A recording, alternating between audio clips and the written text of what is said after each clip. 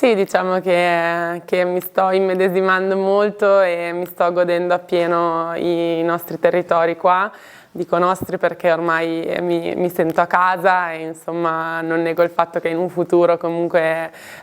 mi vedrei qua. E nulla che dire, abbiamo la fortuna di avere un paesaggio magnifico in un punto cruciale, insomma, da dove si può raggiungere tutto molto velocemente e niente, sono veramente innamorata di questo territorio, ecco. Sì, esattamente, devo dire che vabbè, ovviamente vedere il Palaverde pieno tutte le volte è un'emozione unica e credo che insomma il nostro movimento stia crescendo molto e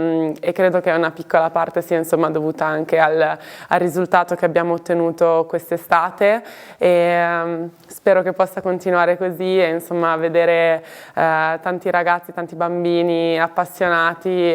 significa che abbiamo lasciato un messaggio e che abbiamo trasmesso i nostri valori, quindi sono veramente contenta di questo.